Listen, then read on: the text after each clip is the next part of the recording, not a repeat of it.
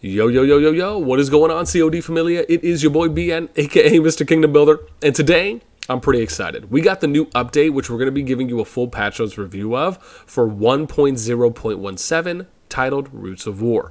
Now, this update is going to be coming out in about a week, right? So on the 13th of June.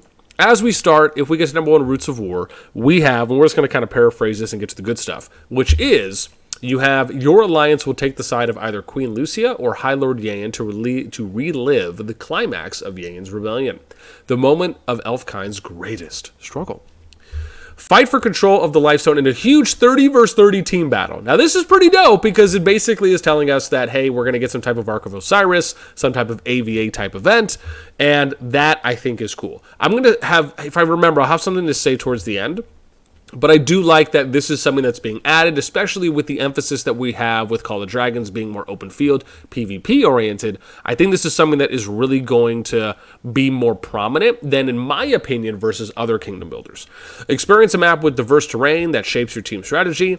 This, to me, again, I feel like, look, as long as you have some choke points, you got some elevation areas on the map, maybe you have some rivers and things where you can have flying units, again, take advantage from, or just things like that, or even if it's wide plateaus as an example, or even random rocks or random kind of mountain ranges here and there that maybe aren't too wide, that we kind of see over by the Sandy Creek area in Nivola, which is, again, kind of at that top middle part where right around that curve you end up seeing these, like, clunks of mountains that you can essentially have flying units kind of take advantage of. That's something I'd really love to see. So hopefully they incorporate quite a bit of that. Fight your way through the fog of war enveloping the battlefield or hide in wait within it. This is pretty cool. So I wonder if this is going to be their take on bushes in League of Legends, where you can have your champion go into a bush and it basically makes him invisible and they can kind of gank, if you will, or surprise attack other champions that are coming through, right, if they do not scout those areas out appropriately. So this is actually nice. I like how they're kind of just adding another layer, another element to the tactics and the strategy. Unleash powerful artifacts to wreak havoc on the enemy. Roots of War will be rolled out to certain servers very soon, then gradually expanded to other servers. This, to me, is pretty standard, right? They're basically just saying, look, we're going to test this out in probably some of the earlier kingdoms, and then we'll eventually roll it out to some of the later ones. This is, again, this is standard for what I've seen in quite a few games that have done these types of update rollouts where at times they do not just let everyone kind of have it. Maybe they're doing it as kind of a way to test before they roll it out so that way they can fine-tune it more. I don't necessarily really have a problem with this. I mean, again, you can make the argument either way, but I'm not really like, oh, God, how dare they? You know, that's not the stance I'm necessarily taking. Okay, let's go to number 2.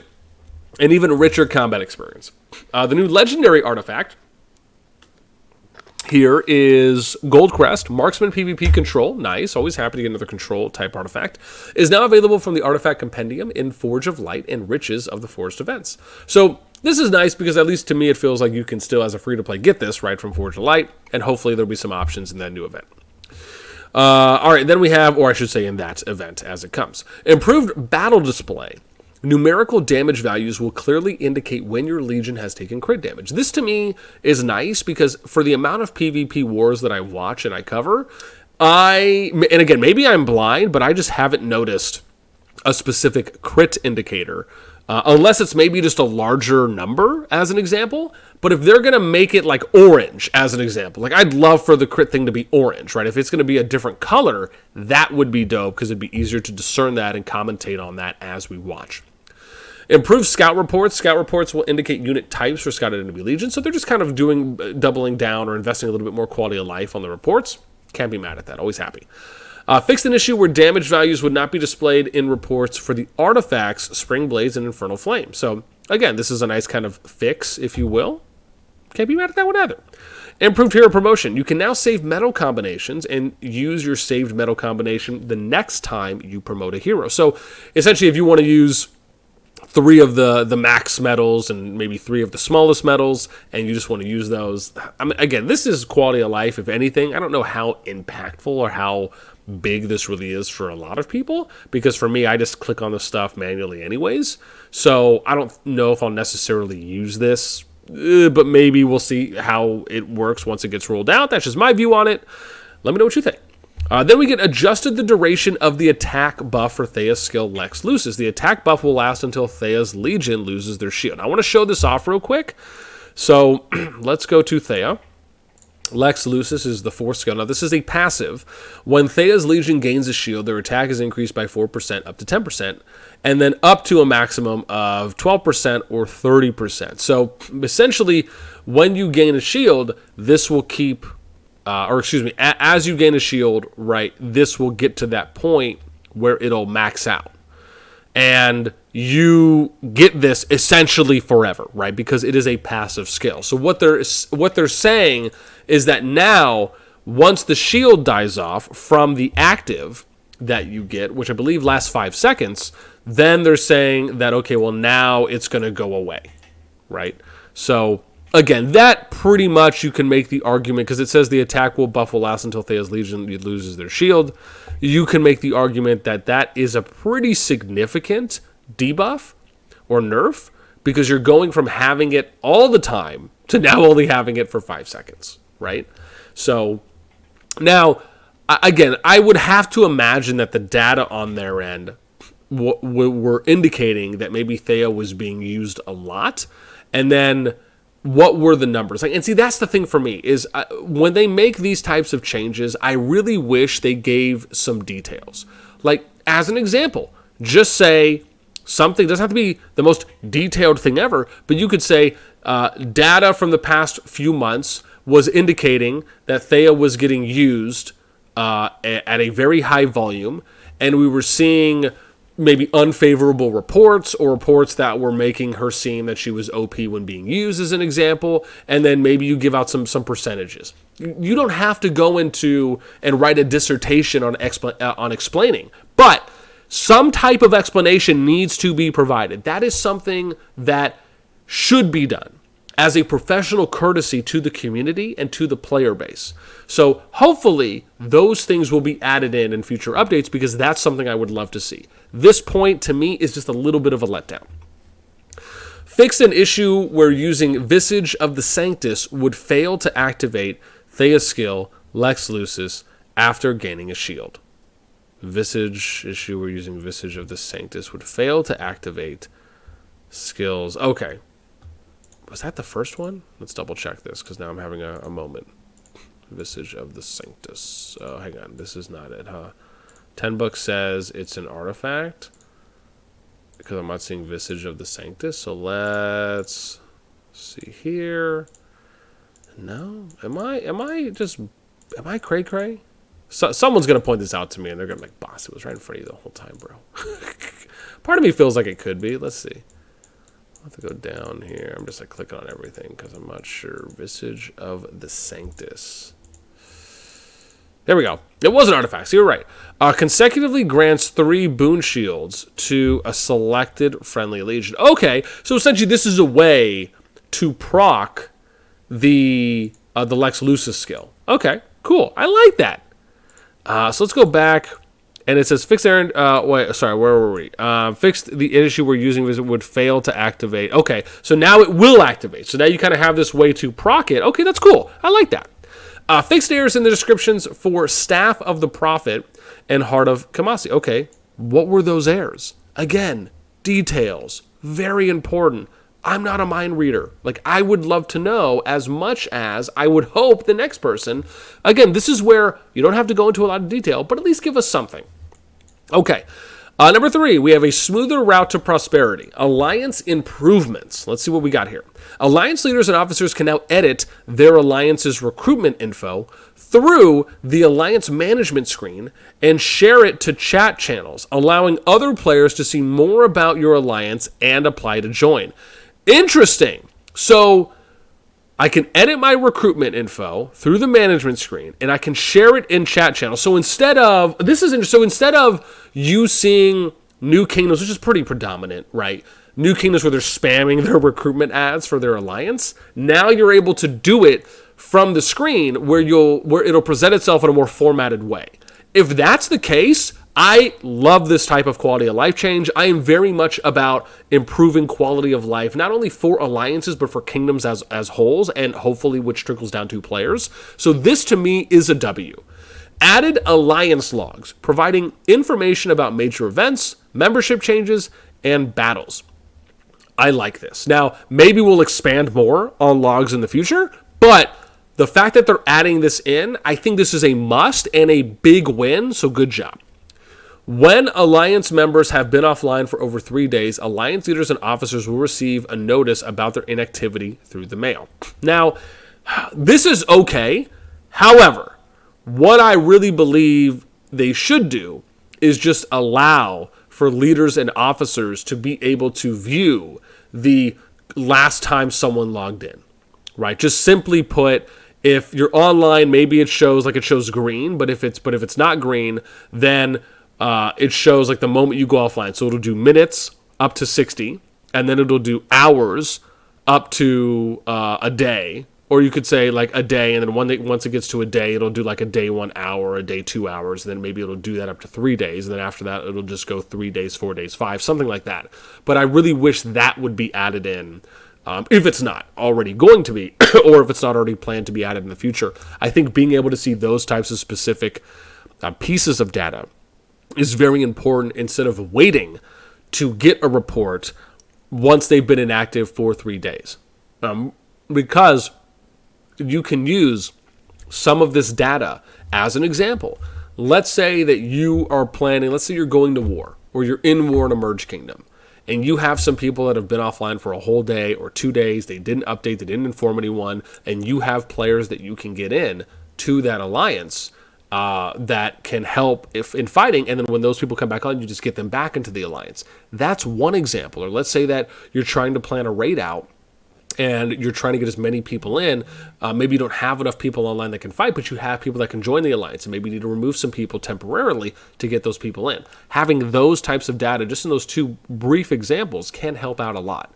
But regardless, I still like that they're adding something in that can help monitor activity within an alliance.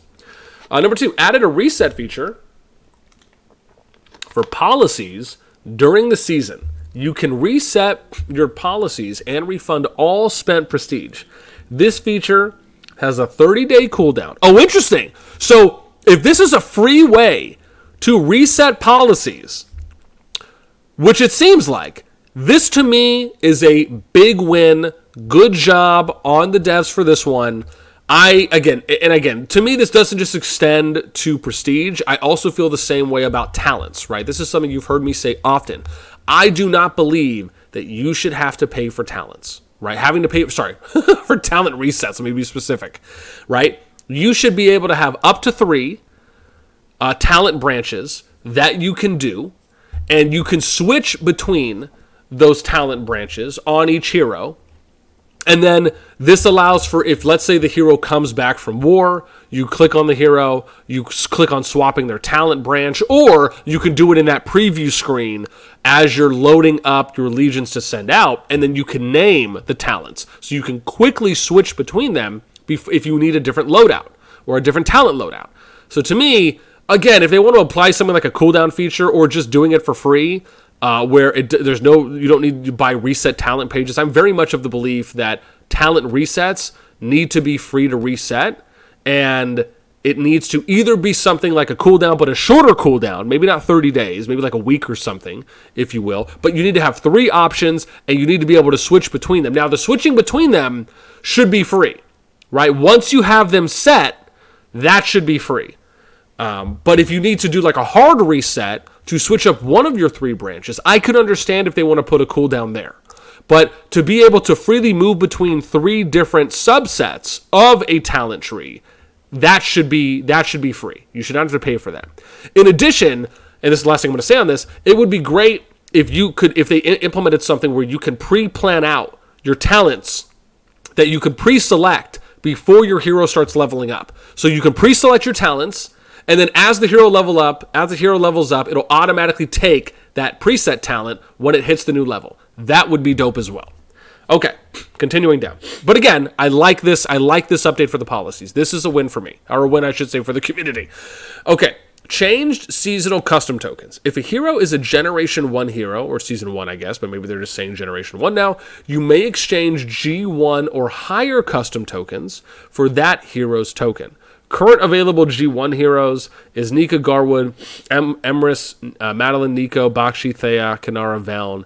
current G2 heroes, Fragor, Syndrian. So they're saying that G1 token, you can exchange the G1 or higher custom tokens for that hero's tokens. Okay, cool. So this actually I think is good, because before, how we understood it is that if you had a G1, a specific Season 1, or as they're going to maybe reclassify it to G1 token, you could only use it on those heroes, right? That was the understanding, and I should say at least my understanding.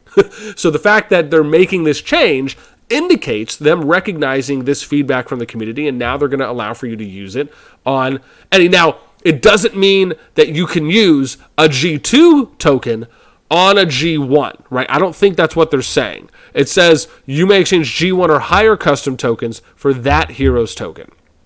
This is kind of broadly stated now that I think about it. So maybe you can. So if I exchange a G1 or higher custom token for that hero's token. If a hero is a Generation 1 hero. Okay, if it's a Generation 1 hero, you may exchange a G1 or higher custom token for that hero. Okay, so I guess you could.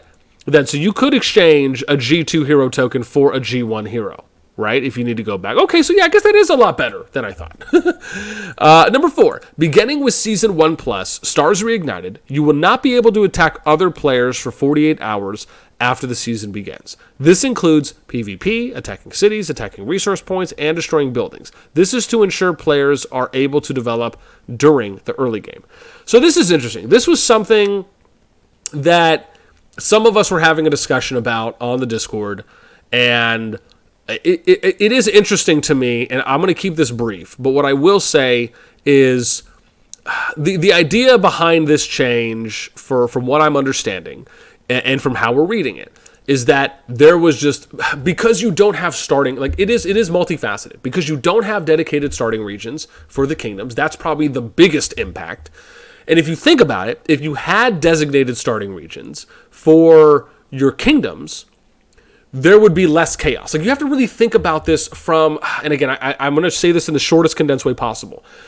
Because the game itself does not overemphasize kingdom unity versus alliance unity or alliance independence, right? That's kind of where the direction they're going. They've come out and they've publicly said, right, this is kind of more of an alliance versus alliance game rather than it is a kingdom versus kingdom game. However, if you look at the trend of kingdoms, you can clearly tell. We took a poll on this, and you could tell that the majority of kingdoms between 27 and 90, when we did the poll, said that they were unified going in. If you look at almost any kingdom builder, you're starting people off in a home kingdom, right? The idea is to try and unify in as many respects as possible, regardless if you agree or you disagree with that. Because the baseline approach is that you don't want to have constant war, right? That leads to player drop off and players stopping to play the game. It's just a fact. So the most likely thing that will reduce player drop off and increase player retention is by being able to have some type of stabilization that happens in a kingdom as early as possible, i.e. unifying your kingdom as early as possible. It doesn't matter if you necessarily agree or disagree with that. It is a fact. As far as in your approach, I should say that, right? In your POV and your approach for how you view playing the game. The fact is that the less fighting that happens early on in kingdoms, the more likely that players will continue playing it. And again, I can say this because I've done a lot of research on a lot of kingdoms. Most people know I have a character in every single kingdom in this game. I had 250 characters in Rock. I had 170 or so characters in Infinity Kingdom. Again, I do my due diligence. So now you have to look at, well, why are they implementing this? Well, because the focus from what they've said is kind of more AVA, even though you have kingdoms that are still approaching this game and more of, hey, let's try to unify coming in, and that has been consistent, and there's been no decrease in that trend.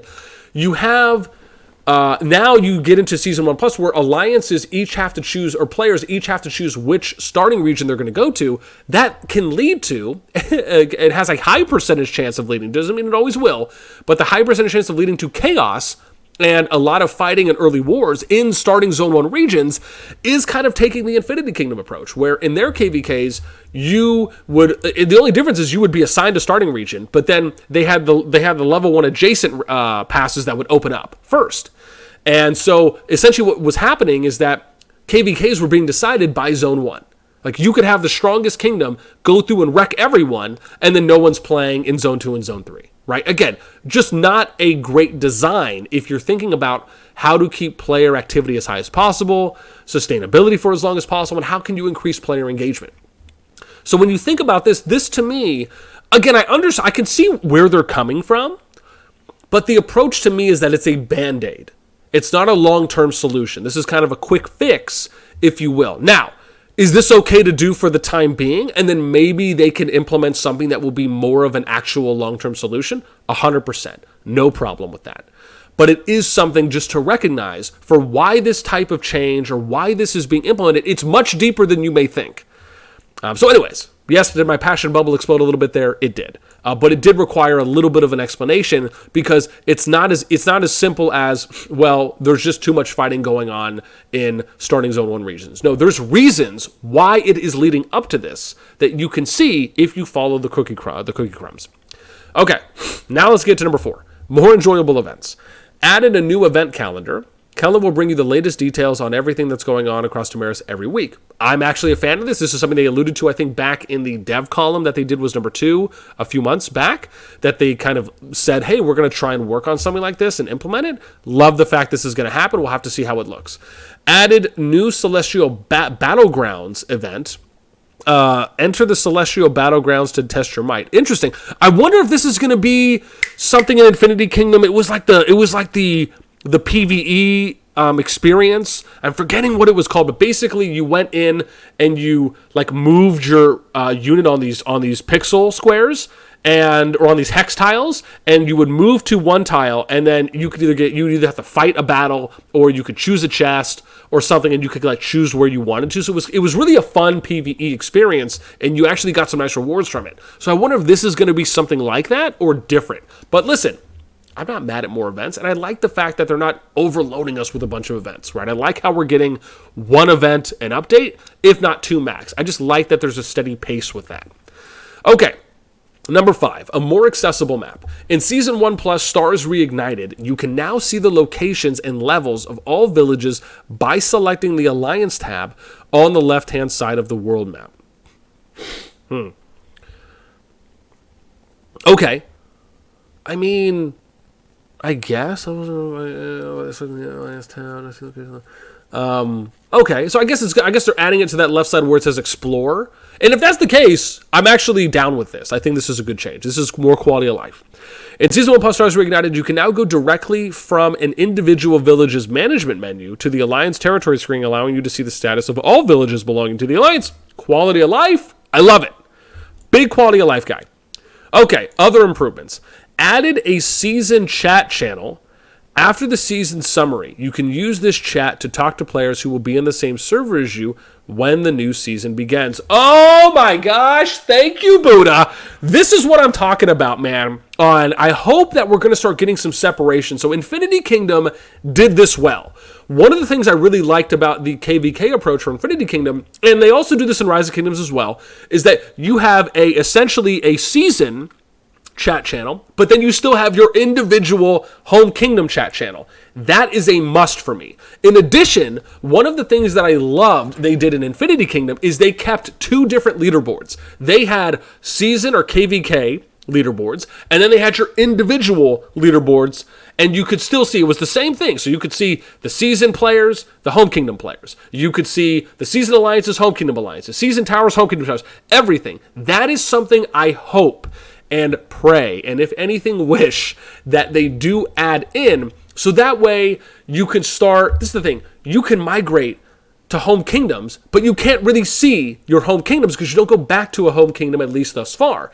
So there needs to be some way to assess and to view the current player base that's in a home kingdom versus a merge kingdom. Otherwise, all you're relying on is hoping that every single player in your home kingdom has Discord or uses something that you can organize your efforts in that way, or the leaders and the officers, but it's a big toll to do that.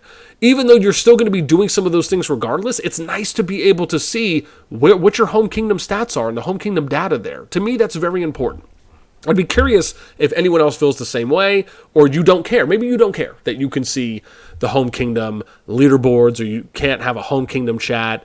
or you don't go back to a home kingdom. Again, I'm just of a different opinion because I just think it adds a lot of value to when you're trying to organize and coordinate yourself and just being able to kind of see some up-to-date information.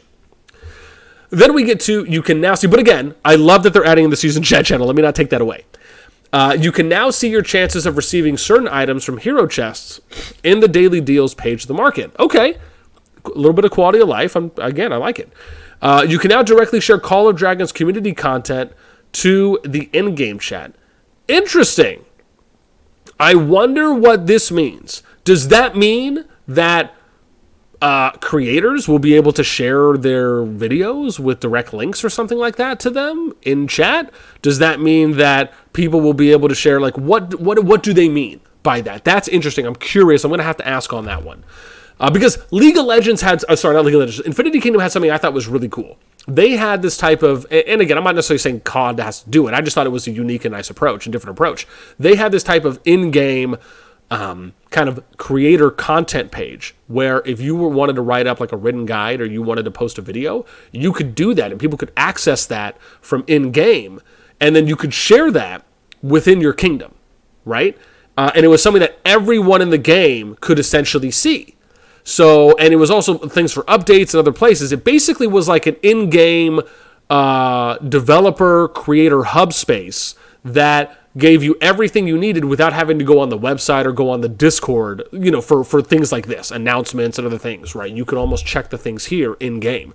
And the benefit is that every single player did that, whereas not every single player that plays the game is going to convert over to a Discord or always check the website. So I just thought the approach was really well thought out.